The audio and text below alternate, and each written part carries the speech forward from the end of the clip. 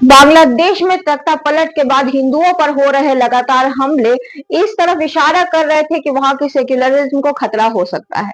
लेकिन अब जिस तरह के हालात सामने आ रहे हैं, वहां की सरकार ने ये दावा किया है कि वहां के संविधान से सेक्युलरिज्म का शब्द ही हटा दिया जाए।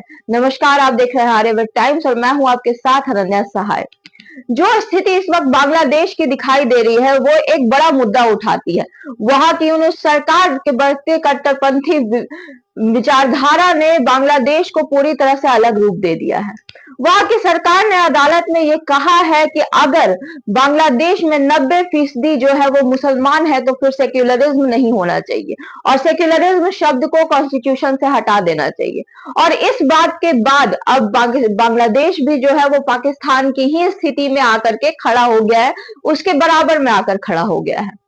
हालात ये बन चुके हैं कि 2011 में शेख हसीना की सरकार ने अपनी ओर से कॉन्स्टिट्यूशन में सेक्युलरिज्म शब्द डाला था, यानी धर्म निरपेक्षता को डाला था।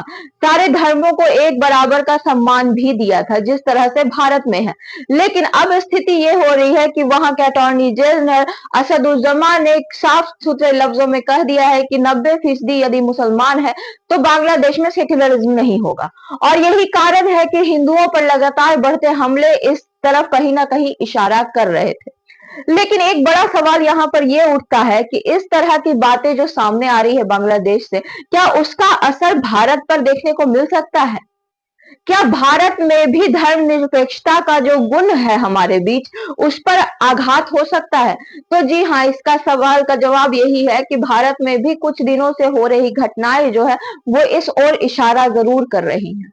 चाहे वो यूपी हो, चाहे वो बिहार हो, चाहे वो कहीं और का स्थिति हो जहां मुस्लिम आबादी ज्यादा है, हिंदुओं से ज्यादा है, वहां पर लगातार देखा जा रहा है कि हिंदुओं के पर्व त्योहारों पर पत्थरबाजी हो रही है। लगातार दंगे फसादों का जो सिलसिला है वो बढ़ता जा रहा है और मुसलमानों की जहां पर आबादी ज्यादा है वहां पर हिंदुओं का रहना कठिन हो रहा है। तो क्या हम ये मान सकते हैं कि अगर इस स्थिति को नियंत्रण में नहीं रखा गया तो जो स्थिति बांग्लादेश की है, जो पाकिस्तान की थी, वो कहीं ना कहीं जाकर के हिंदुस्तान की भी हो सकती है। हिंदुस्तान भी उसी कगार पर खड़ा है जहां पर कभी भी इसके सेक्युलरिज्म पर घात हो सकता है। एक रिपोर्ट के अनुसार यह भी कहा जा रहा है कि 2051 तक अगर इस चीज को काबू नहीं किया गया तो मुंबई में 54% जो आबादी है वो हिंदुओं की घट करके हो जाएगी, क्योंकि वहां पे मुस्लिम आबादी बहुत ही ज्यादा बढ़ जाएगी, रोहिंग्या की आबादी बढ़ जाएगी, बांग्लादेशियों की आबादी बढ़ जाएगी। अब इस बात को लेकर के एक विवाद खड़ा हो चुका है कि जहां एक और हमारी सरकार जो है वो हिंदुओं को सशक्त बनाने की कोशिश कर रही है, वहीं दूसरी ओर हमारा जो विपक्ष है वो कह रहा है कि मुसलमानों को की शक्ति को घटाया जा रहा है, उनके साथ भारत में नाइंसाफी हो रही है। अब इस बीच में एक सवाल बड़ा ये उठता है कि जिस तरह से तख्ता पलट हुआ है बांग्लादेश में और उसके बाद हिंदुओं के साथ अत्याचार हो रहा है वहां पर, और अब फाइनली ये बात सामने आ रही है कि सेक्युलरिज्म भी हटा दिया जाएगा, पाकिस्तान और अन्य इस्लामिक कंट्रीज की तरह बांग्लादेश भी जो है वो पूरी तरह से इस्लामिक कंट्रीज हो जाएगा, वो पूरी तरह से मुसलमानी देश हो जाएगा। ऐसे में क्या भारत को अपने बातों को सोचना जरूरी है? क्या भारत पे भी इस तरह का हमला हो सकता है?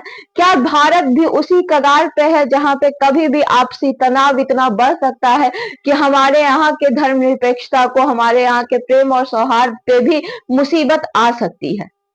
आपके मन में अगर इससे मिलता जुलता कोई प्रश्न है तो हमें कमेंट करके जरूर बताइए और तब तक के लिए आगे की अपडेट हम आप तक पहुंचाएंगे। हमारे साथ बने रहिए और देखते रहिए आर्यभट्ट टाइम्स।